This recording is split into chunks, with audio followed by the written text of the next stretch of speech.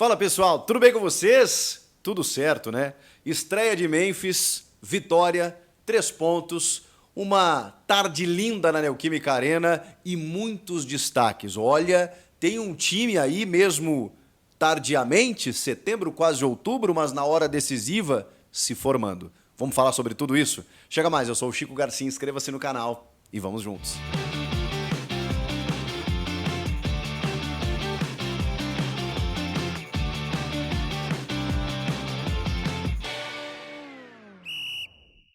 Esse vídeo tem o apoio da Sportsbet.io, a minha casa de apostas, aqui da Mais Green. E ó, vou te passar odds incríveis dos jogos desse domingo pelo Campeonato Brasileiro. Começando com Vasco da Gama e Palmeiras. O Vasco em casa, favoritaço, pagando mais de 4.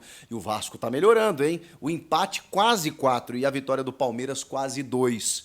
Qual será a sua aposta nesse jogo, hein? Eu colocaria uma graninha no empate. Grêmio e Flamengo. O Grêmio é favorito, joga em casa, mas mesmo assim paga quase 2. O Flamengo vai só com reservas. A vitória do Mengão, mais de 4. E o empate, que não dá para desconsiderar, tá pagando mais de 3. Mas aí eu vou de vitória do Grêmião seco aí, quase 2 a odds. São Paulo e Internacional, grande jogo, hein? E todas as odds estão boas. Tanto vitória do Tricolor Paulista, que é o favorito, mesmo assim está muito próxima da vitória do Inter, e o empate mais de 3. Eu vou falar um negócio, eu botaria uma grana na vitória do Inter aqui nesse jogo. São Paulo vai de reservas também. E para fechar, Cuiabá e Cruzeiro. Cuiabá em casa, pagando quase 3 a vitória. O empate quase 3 e a vitória do Cruzeiro 2,63, também uma odds muito bacana e muito alta. Sportsbet.io, aqui da Mais Green, na descrição desse vídeo você encontra o link para você acessar e também para aproveitar o meu bônus code, o meu cupom para você depositar R$25 e ganhar R$25 numa free bet, em aposta grátis para você se divertir lá no site. Beleza?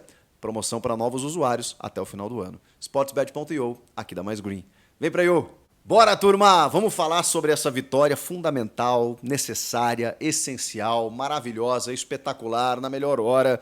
Não tinha como negociar com outro placar senão a vitória. E mais do que a vitória, o Corinthians construiu um resultado que era necessário pelo momento, mas também que ele simboliza algumas coisas. Primeiro, uma evolução clara no time e uma ascensão na temporada, visto o que vem acontecendo nas Copas, né, com o Corinthians chegando, jogando bem, com um elenco sendo colocado à prova pelo técnico Ramon Dias e o seu auxiliar o Emiliano. Hoje o Emiliano foi o comandante com a suspensão do Ramon, e percebendo algumas evoluções técnicas de alguns jogadores. Outros atletas estreando nesse momento, chegando no time nesse momento e agregando qualidade. Com isso, o elenco ficando mais fortalecido para o que vem pela frente. E o que vem pela frente não é pouca coisa. São decisões que o clube vai ter a partir de agora nas Copas para, quem sabe, terminar a temporada até com um título de expressão. E isso seria significativo, salvaria a temporada, teria uma questão financeira em jogo, mas mais do que isso, uma autoestima do torcedor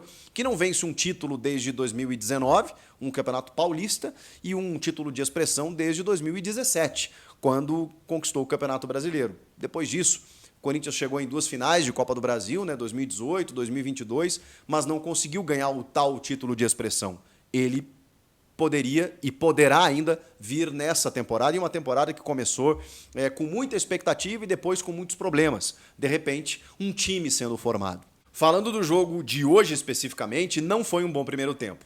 O Ramon Dias, ou o Emiliano, os dois escalaram um time com 3 volantes contra o lanterna do campeonato. E eu não vou discordar da escalação porque, por exemplo, entre esses 3 volantes estava o Breno Bidon, que a gente falou aqui que jogou muita bola contra o Fortaleza, que merecia sequência, jogou com o Rian, o Charles e depois auxiliando ali o Coronado no caso. Hoje foi o Rodrigo Garro. E aí você tinha o José Martínez abrindo o meio campo, Charles, Bidon e o Rodrigo Garro, com o Romero e o Yuri Alberto lá na frente meio que alternando. O Emiliano até explicou na entrevista coletiva que foi um 4-3-1-2, né, com o Garro meio de meia ponta, que não foi necessariamente 3 volantes, porque o Bidon realmente tem essa característica de sair mais para o jogo. Mas o jogo não encaixou.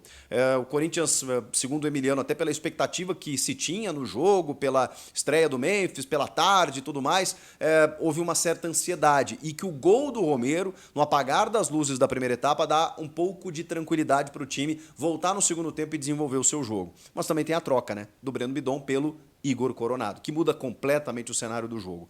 Antes disso acontecer, eu já estou me antecipando, já estou lá no segundo tempo, o Breno Bidon mostrou um visível cansaço e não foi o jogador que ele tinha sido contra o Fortaleza. O Emiliano colocou na conta do desgaste e entende que ele está em evolução e está fazendo agora o que a comissão técnica estava pedindo para ele e voltou a elogiar e valorizar o volante que o Corinthians tem e que precisa ser lapidado para ele amadurecer.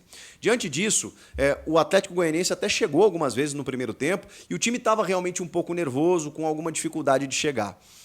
O jogo se desenrola mesmo, se desenvolve no segundo tempo. O primeiro tempo ele é mais truncado, ele é mais moroso, ele é mais com um nível de temperatura um pouco inferior. Mas aí o gol do Romero foi um gol sensacional pelo momento em que ele acontece. Porque voltasse o Corinthians para o segundo tempo com a possibilidade iminente da estreia do Memphis, com a necessidade de você vencer e fazer um gol, pelo menos nesse Atlético Goianiense, poderia gerar uma tensão desnecessária. Porque aí aquilo tudo que tornava o estádio como um ambiente favorável poderia se voltar contra. Não por parte da torcida, que faria a sua parte, mas pela tensão presente ali, de tipo assim, poxa vida, será que esse golzinho não vai sair? Daqui a pouco o Memphis até teria sua estreia antecipada, já se sabia que ele não poderia jogar 45 minutos, talvez 30, 15, ele entra aos 22, mas o gol do Romero, ele coloca tudo no seu lugar. Porque aí ele deixa o Corinthians voltar para o segundo tempo, respirando, fizemos o primeiro gol, podemos administrar, porque o Atlético vai ter que sair um pouco para o jogo agora, e aí com maturidade a gente pode construir uma vitória com mais gols nesse segundo tempo. Só que aí tem a mexida do Coronado no lugar do Bidon. E não porque o Bidon, só porque o Bidon estava fazendo um mau jogo, e já falamos aqui sobre desgaste, porque o Coronado é um masterclass jogador, né? É um jogador prime. Quando ele está em campo, tudo muda. Chico, então por que ele não é titular? Porque existe o Rodrigo Garro. Tá, mas eles não podem jogar juntos? Podem, como jogaram no segundo tempo contra o Atlético Goianiense. Contra o Atlético Goianiense, estando 1-0 já para o Corinthians jogando em casa. São circunstâncias muito específicas. Se você tem esses dois jogadores no teu time e você tem a bola, lindo. Se você precisa correr atrás de um adversário que normalmente tem a bola, que está jogando na sua casa, como um Botafogo, Palmeiras, Flamengo, fica mais difícil, porque aí você obriga o outro setor do time a correr muito mais. Então, quando você tem tanto o Rodrigo Garro quanto o Igor Coronado, o ideal é que você tenha uma estrutura de time, um sistema de time que consiga comportar para que essa bola chegue até os meios de criação. No jogo de hoje, era necessário, fundamental e foi até natural o que aconteceu. O Coronado entra, o Corinthians mais com a bola, o Corinthians pressionando um adversário fragilizado, e aí foi um abraço, né? Porque aí o Coronado vindo de trás, armando esse jogo, com o Garro se movimentando lá na frente e também com as trocas que o Emiliano acabou fazendo mais para a reta final, colocando muita qualidade do meio para frente, o Corinthians mandou no jogo, construiu seu 3-0 e poderia ter feito mais. Mas o Corinthians teve outros destaques individuais no jogo. O segundo tempo, ele também acaba por definir a vitória por conta da presença, atuação e interferência direta de Yuri Alberto. O camisa 9 do Corinthians simplesmente fez um jogo formidável, espetacular. A jogada do gol do Romero é uma das coisas mais incríveis que eu vi nesse estádio. Sem exagero, tá? Impressionante o que o Yuri Alberto fez. Porque é uma recuperada de bola do Corinthians no campo de defesa do Matheus Bidu, que ele faz tudo certo.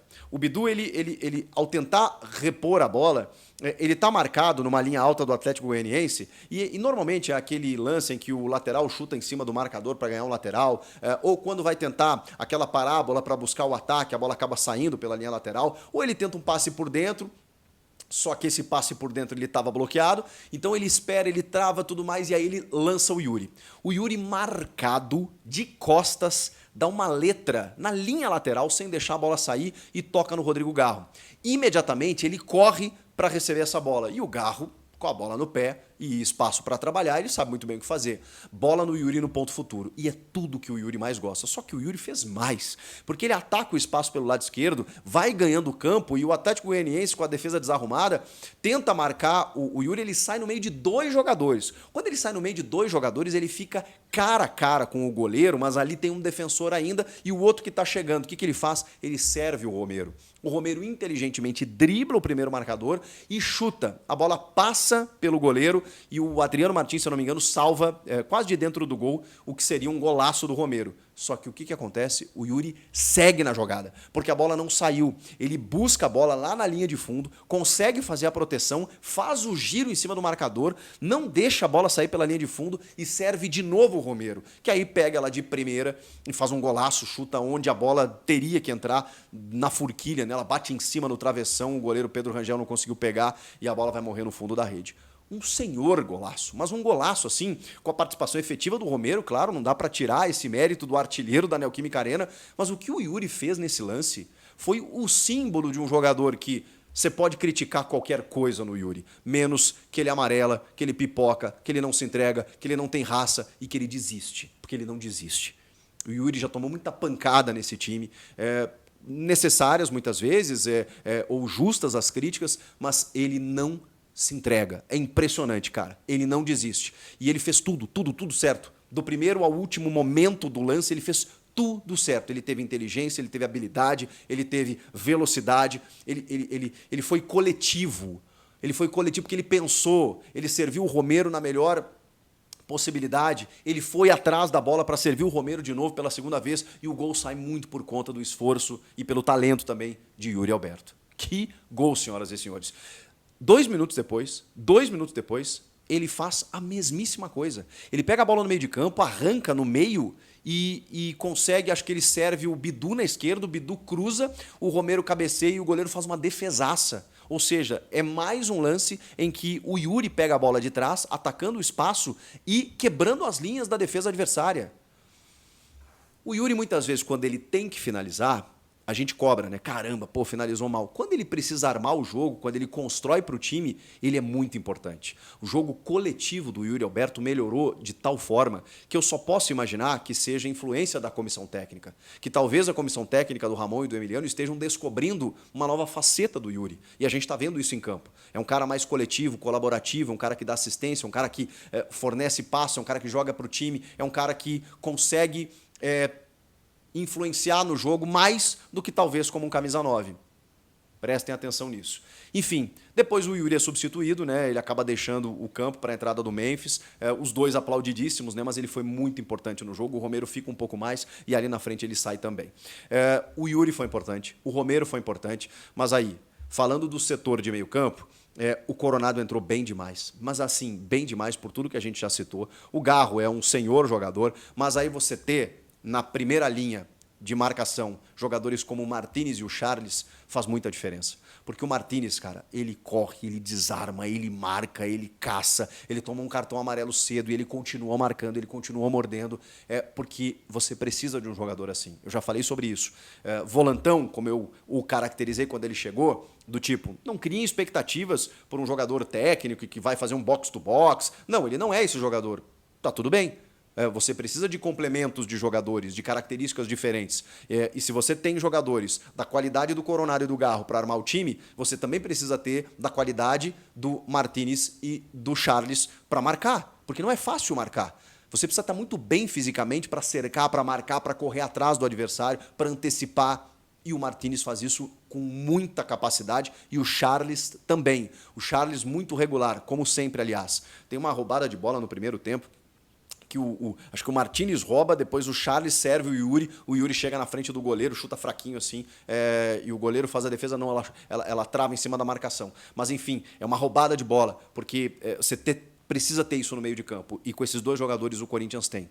Os laterais do Corinthians, Matheus Bidu, jogou uma enormidade o Matheus Bidu, que é titularíssimo hoje, não dá nem para contestar. E o Fagner, não preciso nem dizer, né? O Fagner é só jogar a bola que ele sabe, é só ter a motivação que ele tem agora, nesse momento, acho que com o time oxigenando, novas peças, e ele vendo a possibilidade de ser campeão, que o Fagner voltou. O Fagner voltou. Ufa, porque o Fagner estava largado. O Fagner não queria mais, o Fagner estava desmotivado. Saíram vários jogadores do seu convívio, né? Da sua liderança, né? Durante muitos anos, o Gil, o Renato Augusto, o próprio Cássio, e de repente ele se viu sozinho. E ele deu uma desmobilizada, mas a comissão técnica, ela acho que foi influente, inclusive na renovação, e isso deu um gás para o Fagner. E hoje ele joga aquilo que ele sabe, acho até que não chegou no ápice do que ele sabe. A gente sabe disso. Então ele pode muito mais ainda do que está jogando, mas ele já está entregando muito mais do que vinha entregando. Qualidade técnica a gente sabe que ele tem. O Kaká um pouco atrapalhado, mas o Gustavo Henrique se firmando cada vez mais como um zagueiro técnico e impressionante a leitura de jogo que ele tem. Gustavo Henrique e André Ramalho hoje são os melhores zagueiros do time. E aí depende como o Ramon vai armar esse time com 3 zagueiros. Acho que não mais, com tantas opções de meio, daqui a pouco o Alex Santana voltando, eu acho que uma linha de 4, porque os 3 zagueiros, eles também são importantes no momento em que você precisa mais ser resguardado. Quando você começa a ter mais a bola, ter mais qualidade do meio para frente, é natural que você não precise de 3 zagueiros. Você faz uma linha de 4 e bota mais jogadores do meio para frente, como tem acontecido agora recentemente. Bom, aí no segundo tempo começaram as trocas, né? E aí a gente foi vendo o Corinthians crescer do meio para frente com o Coronado, que entrou no segundo tempo no lugar do Bidon. O Carrijo entrou muito bem, já deu uma bola para o Memphis do lado direito, em que ele tenta um carrinho. Nos primeiros momentos do Memphis... Bom, já vou falar da estreia do Memphis, né? Vou separar isso para vocês terem uma ideia de como é que o Memphis jogou. Bom, aí o Thales Magno também entrou no lugar do Garro para dar uma descansada no Garro, porque também tem Copa Sul-Americana no meio da semana. Héctor Hernandes, que também entrou muito bem no lugar do Romero, e o Memphis Depay no lugar do Yuri Alberto.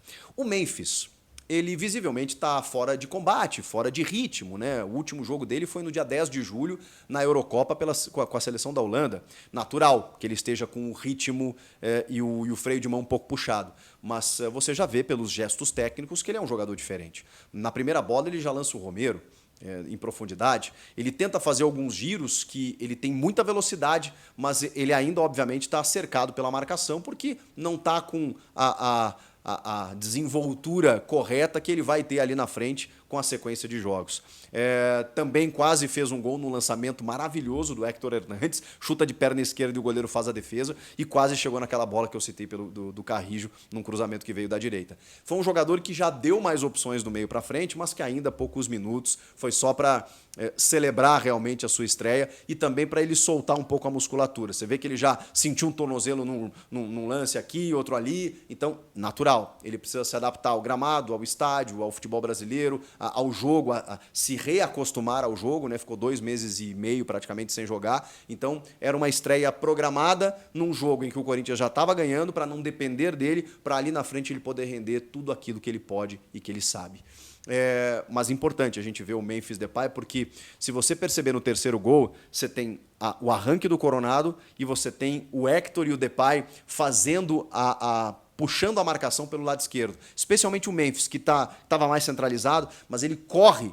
Quando o Coronado pega a bola, ele corre para atacar o espaço pelo lado esquerdo e desarruma completamente a defesa do Atlético. E aí o passe do Coronado, ele desmonta a linha do Atlético Goianiense, e o Garro também, que está vindo pela direita, ataca o espaço e chega na frente do goleiro para finalizar. E finaliza com toda a sua capacidade técnica, né? Ele nem espera o goleiro se decidir, ele fuzila, queima o goleiro e acaba matando o jogo, fazendo 3-0. O Héctor Hernandes puxa pelo centro, o Memphis puxa pela esquerda, e aí o Garro cruza a linha defensiva do Atlético Goianiense e o Coronado consegue dar um passe que quebra completamente tudo isso. Incrível, hein?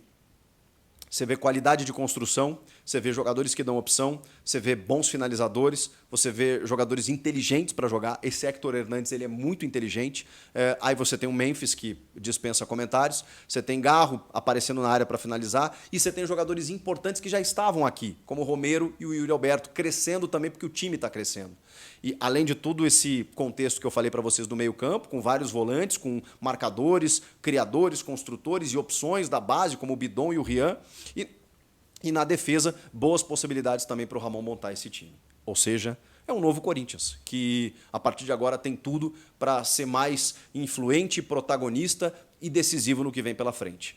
Mais para frente eu falo sobre a possibilidade que o Corinthians tem, muito boa, de escapar definitivamente dessa zona do rebaixamento, que ainda não conseguiu, mas o importante era vencer, pontuar, se distanciar e nos próximos jogos o Corinthians aí sim respirar, porque aí se volta para as Copas e aí a gente pode ter uma possibilidade muito grande de um título na temporada. O que vocês acharam de tudo isso? Comentem aqui, inscreva-se no canal e eu volto na próxima. Tchau!